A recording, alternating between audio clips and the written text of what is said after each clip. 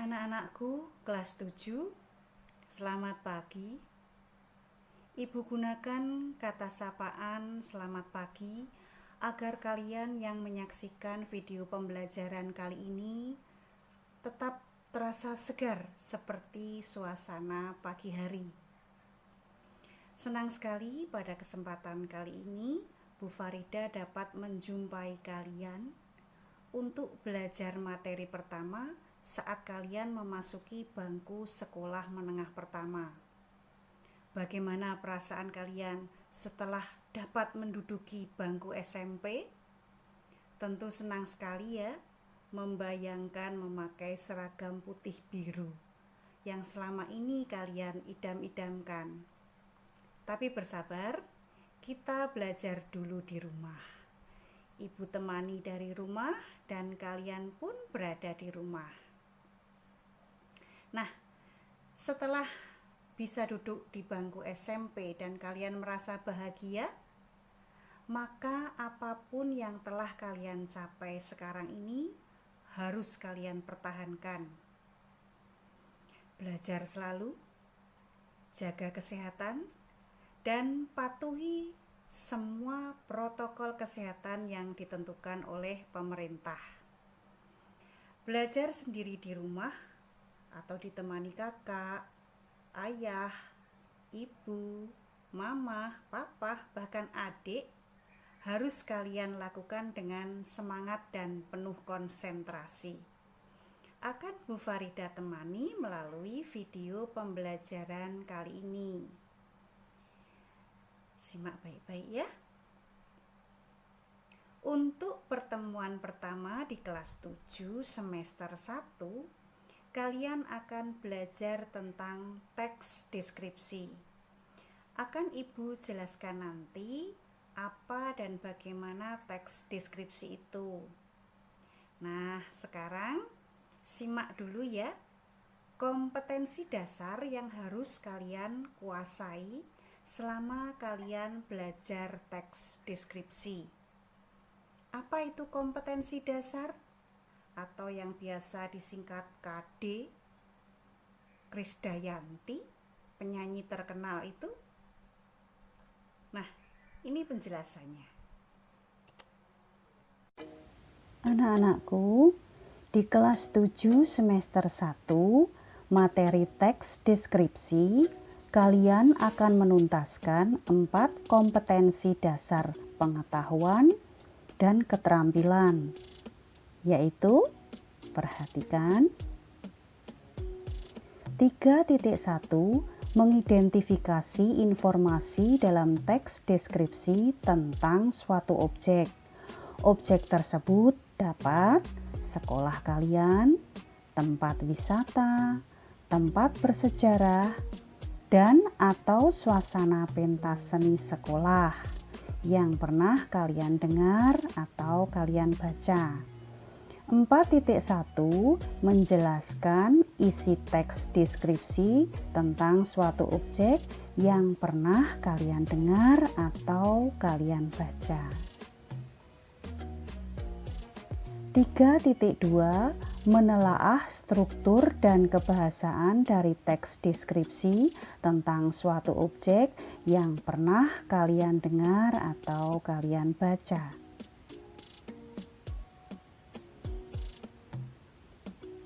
Kemudian 4.2 menyajikan data, gagasan, kesan dalam bentuk teks deskripsi tentang objek secara tulisan dan lisan dengan memerhatikan struktur dan kebahasaan. Materi 3.1 merupakan pengetahuan yang akan berpasangan dengan materi 4.1 yang merupakan keterampilanmu.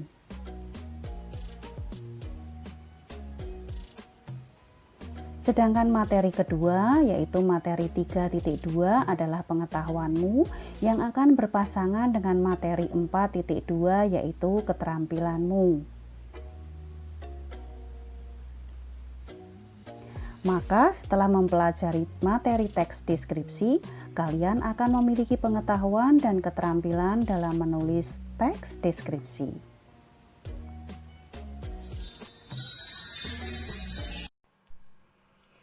Nah, kompetensi dasar adalah pengetahuan, keterampilan, dan sikap minimal yang harus kalian capai untuk menunjukkan bahwa kalian itu telah mampu menguasai standar kompetensi yang telah ditetapkan. Sanggup kan? Tentu sanggup. Nah, tentang apa dan bagaimana teks deskripsi akan Ibu jelaskan. Apa itu teks deskripsi? Teks deskripsi adalah sebuah teks yang gagasan utamanya disampaikan dengan cara menggambarkan suatu objek secara jelas, baik objek itu berupa orang, tempat, ruang, atau peristiwa yang sedang terjadi atau menjadi tema pembicaraan atau pokok pembicaraan kepada pembaca atau pendengar. Dalam penggambaran tersebut, pembaca seolah-olah dapat melihat, mendengar, dan merasakan apa yang sedang diungkapkan penulis dalam teks deskripsi tersebut. Jangan khawatir, dalam kehidupan sehari-hari, baik itu di rumah, di sekolah, di jalan, atau di mana saja kalian berada, sebenarnya kalian sudah terampil menggunakan teks deskripsi. Tidak percaya? Kalian tidak sadar, bukan? Coba saja, kalian pulang bermain atau pulang sekolah. Sesampainya di rumah, kalian pasti akan menemui ayah, ibu, mamah, papa, adik atau kakak, atau siapapun yang ada di rumah untuk berbagi kepada keluarga tentang apa, siapa yang kalian temui pada hari ini. Mah, tadi pagi aku memberikan uang pada pengemis loh. Pengemis itu tua, laki-laki, bapak-bapak, kulitnya sudah keriput, tubuhnya kotor, terlihat miskin mah, bajunya lusuh, nggak ada warnanya, nenteng karung. Dia memakai topi yang tak kalah lusuhnya mah. Terlihat nggak sehat sih. Jalannya pincang. Mamah, kayaknya dia sudah nggak mampu bekerja deh. Tidak layak hidup di jalanan. Nah, tanpa kalian sadari, saat kalian bercerita kepada mamah, itu sudah termasuk teks deskripsi loh. Apa yang kalian gambarkan tentang fisik pengemis itu kepada mama? Dan setelah memahami apa isi teks deskripsimu, mama kan seolah-olah seperti melihat sendiri apa yang kamu lihat tadi pagi, tadi siang, selama kalian berada di luar rumah. Nah, ada juga contoh saat kalian sebel sekali dengan teman. Sepulang sekolah pasti akan cerita lagi dengan mama atau kakak. Mah, sebel deh sama temen, namanya Reni. Dia itu tidak berhenti menggangguku. Sudah badannya kecil, wajahnya nyebelin, hidungnya kecil, pesek, rambutnya merah kayak rambut jagung. Kulitnya sih putih mah, tapi putih panu. Suka jahil. Dia gak berhenti menggangguku. Nah, apa yang kalian gambarkan tentang diri pengemis, tentang temanmu Reni, itu sudah dapat digolongkan ke dalam teks deskripsi. Kalian sering melakukannya, bukan?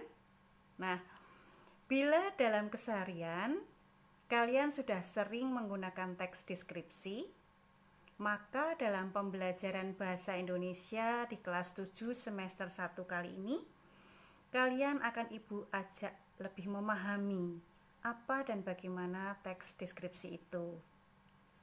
Karena teks deskripsi juga ada aturan-aturannya loh. Di awal, Ibu sudah jelaskan tentang pengertian teks deskripsi. Ibu ulang lagi. Teks deskripsi adalah sebuah teks yang gagasan utamanya disampaikan dengan cara menggambarkan secara jelas objek, baik itu orang, ruang, tempat, atau peristiwa yang sedang terjadi atau menjadi tema kepada pembaca, dan dalam penggambarannya seolah-olah pembaca dapat mendengar, merasakan apa yang diungkapkan oleh penulis, dalam hal ini kalian, sehingga pembaca betul-betul seolah-olah bisa merasakan apa yang kalian rasakan dan diungkapkan melalui teks deskripsi. Apa saja objek penulisan teks deskripsi?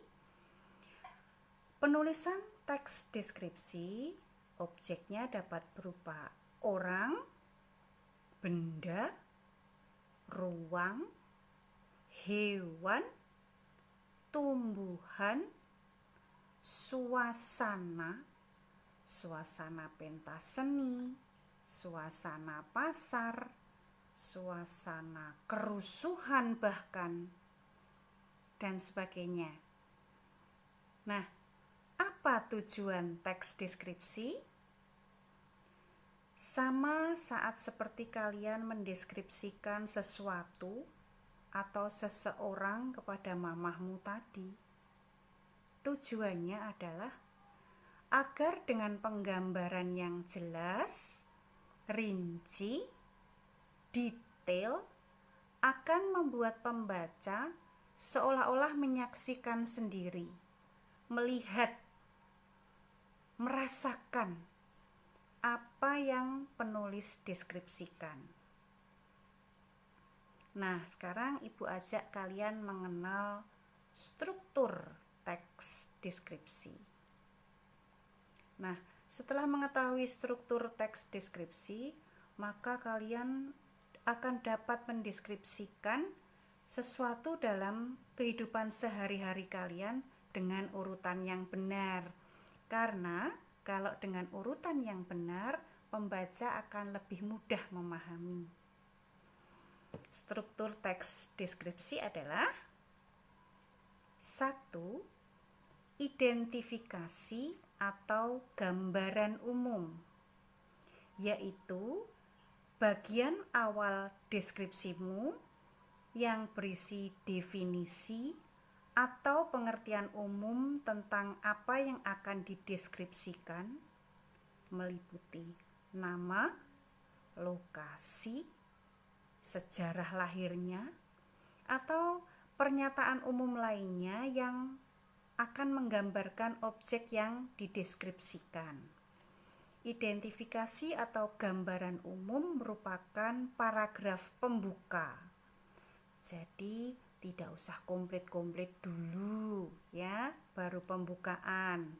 Nanti di struktur atau bagian kedua barulah kalian akan mendeskripsikan benda, objek itu atau suasana secara mendetail. Ada di struktur kedua, yaitu deskripsi bagian. Pada bagian deskripsi bagian inilah kalian lebih banyak mendeskripsikan tentang objek tersebut secara terperinci. Seluk-beluk objek deskripsi dapat dilukiskan secara mendetail, konkret, rinci, dan menyeluruh. Pada bagian inilah diharapkan pembaca atau pendengar teks deskripsimu akan seperti melihat sendiri, akan seperti merasakan, mendengar apa yang kalian tuliskan dalam teks deskripsi. Yang ketiga atau bagian terakhir yaitu simpulan atau kesan. Simpulan atau kesan akan didapatkan atau dirasakan setelah mengamati dan mendeskripsikan objek.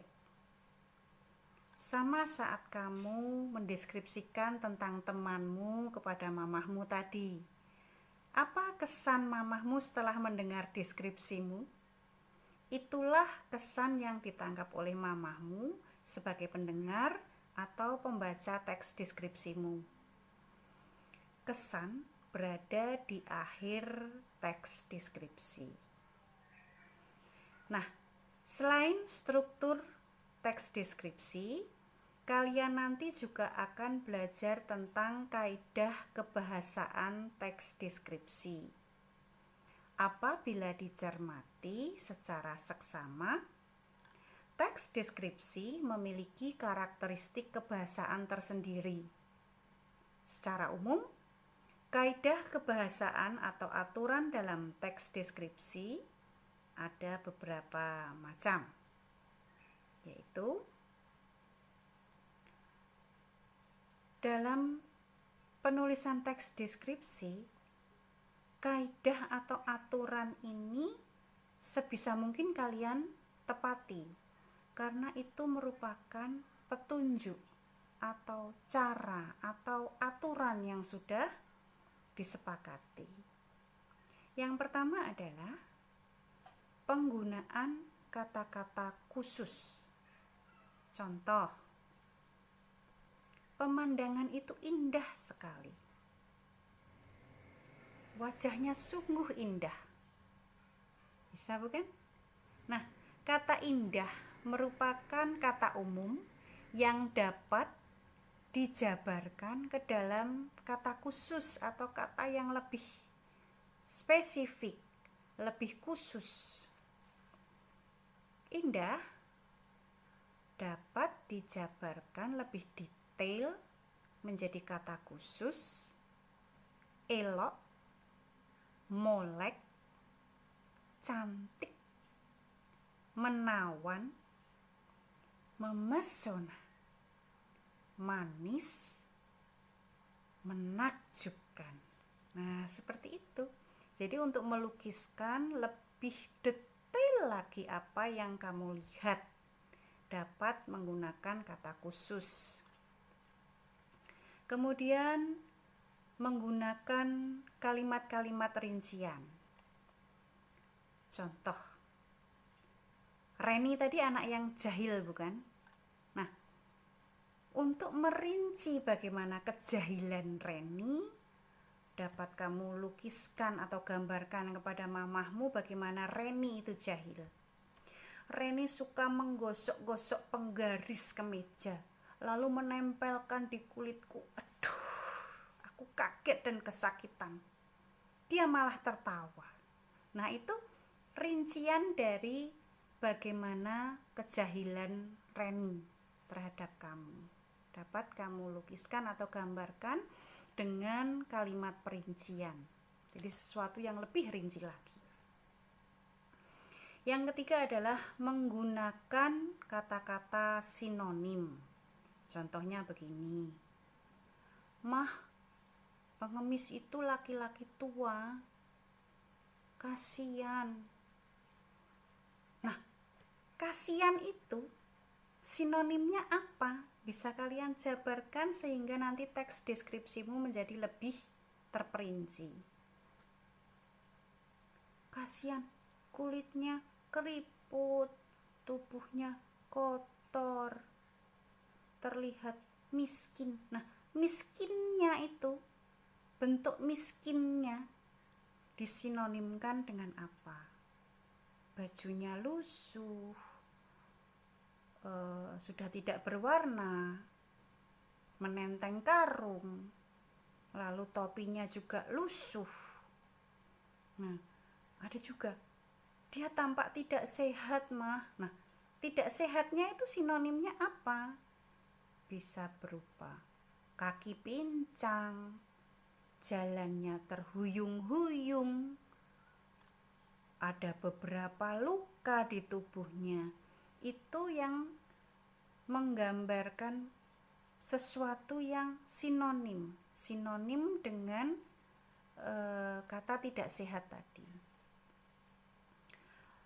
Untuk sinonim, kata-kata yang memiliki kemiripan makna berfungsi untuk menguatkan kesan. Jadi memberikan emosi atau rasa yang lebih kuat dalam kalimatmu, agar mamahmu itu percaya, oh iya, kamu tadi bertemu dengan pengemis yang betul-betul miskin, kasihan. Nah, itu kamu jabarkan dalam sinonim-sinonim agar mamahmu yakin dengan deskripsimu. Yang keempat, menggunakan majas perbandingan untuk melukiskan objek atau suasana secara konkret. Nah, contohnya begini. Penggaris yang ditempelkan Reni ke kulitku tadi rasanya panas seperti api. Nah, penggunaan kata seperti, kemudian bagaikan, laksana, itu menunjukkan perbandingan. Jadi membandingkan seolah-olah apa yang dilakukan Reni tadi dengan menggosok penggaris, menempelkan ke kulitmu, itu rasa panasnya bagaikan api, laksana api. Sehingga mama bisa memahami, aduh anakku tersiksa sekali dengan Reni. Nah, seperti itu.